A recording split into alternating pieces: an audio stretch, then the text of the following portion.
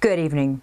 I'm Rebecca Highbottom, and this is the Red Lipstick Republic Fake News broadcast, where we do our best to bring you all the fake news, conspiracy theories, and rumors we can scavenge. Basically, we are your geopolitical soap opera reporters. We take utmost care in following the most reputable sources, such as Twitter, Snapchat, Facebook, and let's not forget YouTube, where you and I meet. Fact-checking is not necessary, as this broadcast only reports on certified fake news. We are here for your entertainment, not to actually make you smarter. Now, who would want that, right? Should you be inclined to visit us again, please support us by clicking the like and subscribe button. As you probably well know, you vote through your clicks. So please, click on us. And without further ado, let's get to today's story. Today, we take a look story on YouTube that was reported on in 2018. The title was, "Poland is pushing the EU into crisis." Catchy as it may be for the clickbait, of course. Is there any validity to this piece? Let's take a look and see. To frame the story, let's recap what the story is about. The story begins with the narrator going into and reviewing parts of Poland's history, reviewing World War II and all of its atrocities that it has overcome while under not one occupation but two. First the Germans, followed by the Russians. This portion of this report is important in order to showcase that Poland has in fact overcome its past. They correctly pointed out that Stalin had directed and had direct input on writing up the Polish Constitution in 1952. This was correct. We continue by learning that Poland was part of the Soviet bloc of the then USSR. By the 1980s, the Polish movement known as Solidarity began to gain strength and popularity. This movement was in opposition to the communists. Finally, in 1989, the communist government conceded in allowing a non-communist party to run for election. As history would show, this proved to be fatal for the Communist Party, as the Democratic candidate won that election. This was a win for more than just Poland, as this was the first country of many that would start this process of overthrowing communism. The story correctly showcases that Poland, as a country, were trailblazers in their own right. As the European countries began to trade more and more, trade deals were established amongst one another. With all of these countries now trading, there would need to be an established set of ground rules of conduct. The Western European countries came up with a set of rules that newly domestic European countries, such as Poland and Hungary, for instance, had to abide by in order to be included in the trading bloc of European countries. Isn't that nice? This was established in 1993. The three most important governing rules for the new members that wanted to be included in the EU were: 1. Free markets, 2. Human rights in that country, and 3. Rule of law, meaning courts had to be independent and impartial. Poland joined the group named the EU in 2004. As this report boasted, Poland was hailed as one of the EU's most promising members. A little foreshadowing, maybe? No. The report goes on to say that the EU began pumping funds into Poland for infrastructure of the roads and highways, schools, and modern infrastructure. By 2014, Poland was considered one of the EU's strongest members and seemingly obedient to boot. That's a great combination, wouldn't you agree? The story goes on to tell us that Poland had elected a very pro-EU Prime Minister, Donald Tusk, at the time that they entered the EU. He was Prime Minister from 2007 to 2014. He apparently did such a fantastic job with Poland that the EU recruited him to the EU itself and granted him the honor of becoming the EU president. What a great reward. That does not seem at all suspect, in the least. These things never do, right? They go on to say that once Tusk left his post as Prime Minister of Poland, more nefarious personalities entered into power. More specifically, a party named PIS, Peace, rose to power quickly. Peace was led by the old generation of revolutionaries from the Solidarity Group from way back from the communist times. From Lech Wałęsa and Jarosław Kaczynski, who are named far-right leaning. They are considered as being a danger to the EU overlords.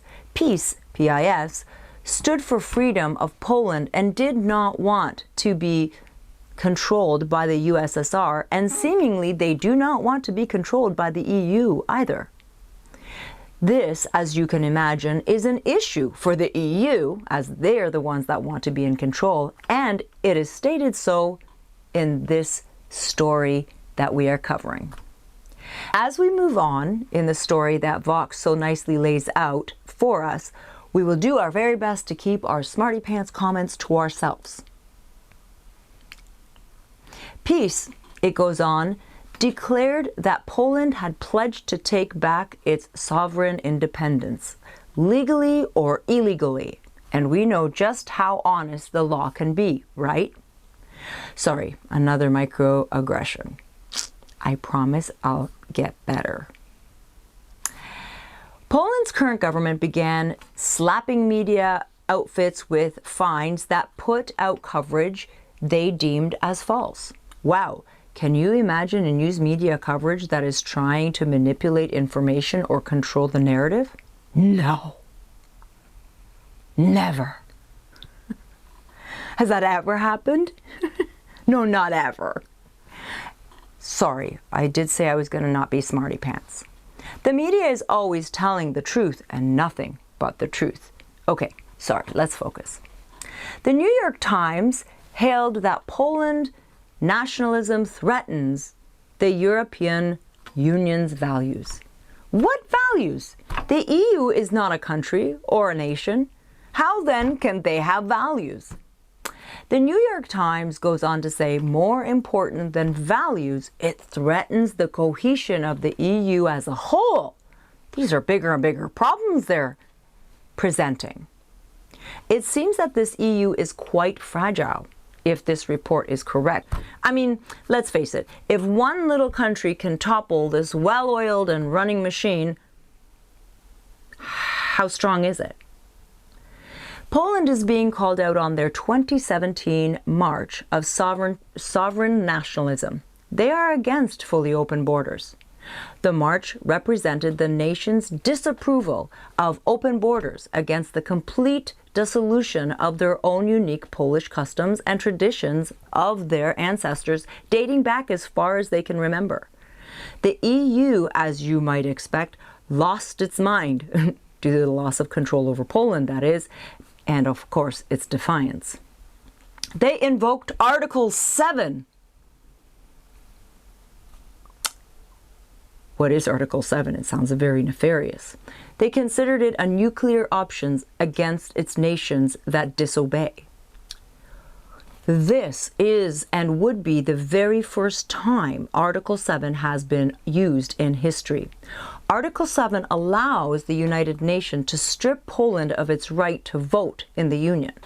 However, this article may not prove to be as useful of a tool as it would be required, as all of the members of the Union had to be unanimous. As it were, the underdogs had a pesky ally, Hungary. Another country sliding into authoritarianism, as the report clearly points out. According to this report, authoritarianism, I can't even say it, is when the people of the country wish to not have open and fluid borders. do not believe in abortion, and people who do not want to let their traditions and cultures be trampled on. That is considered to be a white supremacist, and Poland, along with Hungary, fit the bill, obviously. The EU is reporting that Poland is reaping the benefits of the EU's partnership while not following the rules of the law. Conundrum indeed. This very well skewed story ends off by leaving us feeling like there is an existential crisis that looms over the EU as evil authoritarianism, there's that word I can't say, of Poland leadership is encroaching on this beautiful fairyland of equal and just EU. As is expected, we get a narrative that is skewed to one side and being paddled as truth. We wanted to take a look at what the other side is saying. And by the other side, we mean the other countries in the EU. There are 28 countries currently enrolled in this club, called the EU. As England finalizes their Brexit in January 2021, that reduces the circle to just 27 countries left in the EU. England entered the Union in 1973 and is now the first success story for how you sever its chokehold from the Union. It was not an easy task, to say the least, as England would showcase. It took over 4 years and not without its many hoops and obstacles to have overcome as it did so, kind of like a bad divorce. The Union knows that allowing England to sever its ties, it may happen that it breaks the seal, so to speak, to open the floodgates to other countries who may be unhappy with the Union. Taking a look into just how many of these 27 countries were less than thrilled in the union of collectivism found with the EU, we found some great gems. And luckily, we didn't even have to look too deep to find at least 7 unhappy countries in this union. It's no wonder that 42 to 48%, depending on which stats you follow, the EU's population members feel other countries may leave once Brexit is complete. So you see, the United Nations population as a whole does not feel that all the countries are equally happy. Note, as of this broadcast, Brexit has been indeed finalized. Several potential countries are outwardly showing discontent and looking at the potentiality of having a vote referendum with their own citizens to gauge which direction the country should take. Let's look at some of these countries that have raised the issue with the EU. Number 1, Italy, unhappy with the austerity and the immigration that has been imposed on them.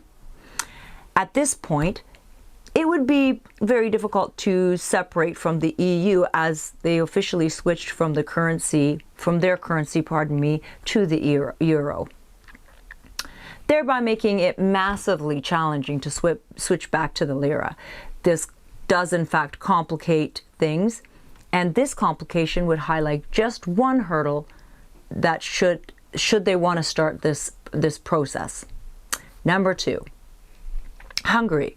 The current president, Viktor Orban, I think that's how you say it, Viktor Orban, has been openly critical of the EU and their policies, particularly with regards to the migration policies that have been imposed. One reason Hungary may not leave the EU is that Hungary receives 3.5 billion, that's with a B, a year in contributions from the EU. However, Hungary's contribution is only a merely 50 million a year, making a whopping 3.5 billion just by remaining a member. That's pretty good cash. That sounds a little more like an entrapment or a sugar daddy to me. Sorry, I digress, at least once in a broadcast. Number 3, Sweden, where the Vikings come from. This is a country that has been the recipient of the most migrants proportionally to their countries than all of the other countries in the EU. This has proven not to help Sweden get stronger and or make it more safe. Rather, the rape and murder of people is now a major issue in many parts of Sweden. Sweden has likes of violence that has never been seen in history before. Nevertheless, to say this was not an outcome that was promised in return for open borders by the EU, does the EU not have to keep its promises also in return? Perhaps not. Well, there are many people who want to leave the EU, it seems. The Parliament is blocking this movement for the time being, as it were. Number 4, Greece. Greece has many worries and problems to grapple with for sure. One being the sum of 320 billion of bailout money by the EU. But still, in 2015, Greece was posturing that they were planning to leave. However, due to the way that the money system is set up, and their currency would be devalued to at least 60%, which would impoverish the Greek citizen overnight. This would cause massive unemployment to the tune of a minimum of 33%. Coupled with a 30% inflation almost overnight, this, sadly, is only a couple of traps that Greece is currently in. 5, Germany. Now, this one was a surprise to us. This country has suffered quite openly. They have been trying to bring awareness to this problem of widely open borders for years. It appears that the countries in the EU's have very little to no recourse when forced with a problem that is created within their countries as a result of the EU's reforms and rules. As a result, many places in Germany are now no-go areas where even the police do not go into. This is a problem Germany wants to correct. 6, France. France has talked of Frexit before. 2020, however, the talks are increasingly intensifying. This country is working on getting a referendum started within their country. This is starting to become repetitive. I do agree. I know. But France no longer wants to be told they cannot make decisions on their immigration policies. Of course, all the other elements of the EU that is forced upon them, and all of the other members. Why am I saying it's getting repetitive? It just seems each country seems to be echoing the same discontent with no results, leaving countries with seemingly very little options or no options outside of exiting the Union. The President of France is quoted in saying, and I quote, "A country which does not have control of its laws, money, commercial agreements, currency, and its boundaries and borders is not a sovereign country at all. No duh. You're EU, not France." But I digress again. France, since entering the EU, has turned into one of the most dangerous countries in the EU as a result of all of the open border migrations. Today, France is one of the highest terrorist attacked countries in the world. It would appear that there are many unhappy countries in the EU complex after all. Many who are too interdependent or perhaps have put themselves in a position that they now are not able to easily leave without destroying or at the very least disrupting their country's stability in the ecosystem area of the European and world as a whole. Therefore, this resembles more like a woman who stays in an abusive relationship because she has no other options. Many of these unhappy countries feel they have few, if any, options to get out of this relationship. Poland, as it were, just happens to be a very outspoken battered spouse who is unwilling to take the beating just because there doesn't appear to be a better option in sight. In these slanderous pieces about countries that were sovereign for hundreds of years before and after various occupations throughout their own history, now they are being belittled to the tune of white supremacists and authoritarianism to be pushed around because they are unhappy with the relationship of the EU and their country. This is a cheap and lazy cop-out in reporting. I would know. I'm not a reporter. These countries have hundreds of years of culture and tradition and did not include open borders and multiculturalism in any part of their history. This small but nuisance of a fact is just that, a fact. For the most part, these European countries' histories have always had one race within their borders. These said countries were never meant to take in all of the world's various people. They were not born out of multiculturalism like America, Canada, Australia, and England alike. Rather, they had always been homogeneous. Does this qualify them automatically to white supremacists and bigots? That's way too easy. The EU makes rules and regulations that do not take into consideration the individual country's needs into account. Moreover, each country's culture, and it doesn't consider what it should be taking into account, making regulations for each country. The EU, however, paints all of Europe with one stroke. That is like teaching a child in a classroom without making exceptions for children with special needs and disabilities.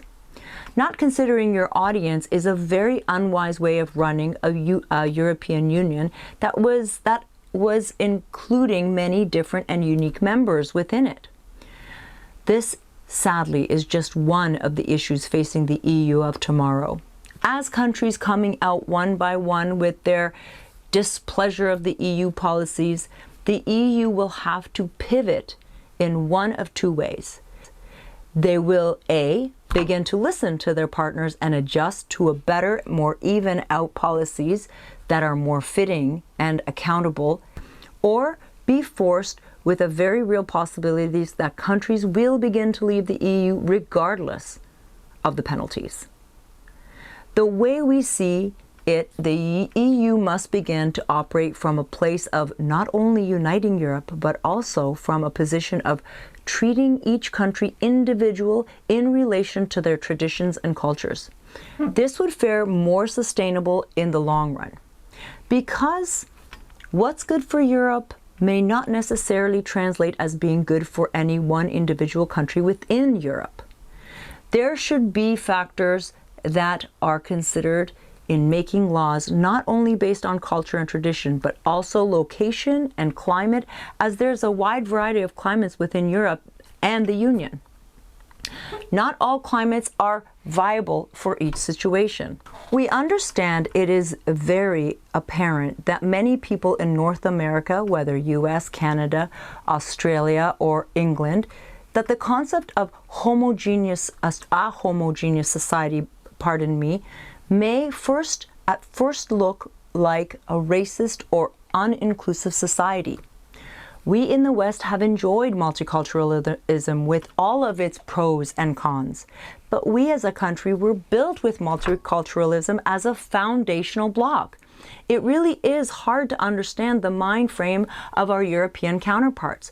All they have ever known before the EU entangled them into this game of United Nations was sovereign borders with a homogeneous society within those borders. How can we force a population who has had a successful society for hundreds of years now must change and abandon what they have known for hundreds of years to this new multiculturalism because they entered the Union? In closing, we want to make the argument that vilifying a country or countries that simply want to keep their countries as their countries, they know and they love and they want to preserve that way of life, it's not responsible or wise. Consider that when we go traveling to the Middle Eastern countries such as Iran, Saudi Arabia, Turkey, Palestine, Qatar, Jordan, Yemen, Kuwait, and the list goes on and on. These countries, are they racist and hateful just because they have a culture and established tradition that are based on their values of covering up? And when you enter their countries with their traditions and culture, you are, as an outsider to that country, expected to follow suit. Because no one told you to go into that country in the first place. Are they considered racist when they choose to enter that country? No. By making a choice to go into another country of different beliefs, traditions, culture, and laws of that land, you are expected to conform to that country's rules and expectations. Why should any country change their culture, tradition, or rules of law because outsiders choose to come in? Well, that, my friends, is a very good question. One that I will leave with you to grapple with. On that note, we want to thank you for hanging out with us while we figured out the world one issue at a time. That's all we have for you for tonight. We hope you've enjoyed your time with us. We wish you a splendid remainder of the day, and remember, if you read the news, you're misinformed, and if you don't read the news, you're uninformed. Chew on that for a bit, and we'll see you in the next broadcast. Thank you. Good night.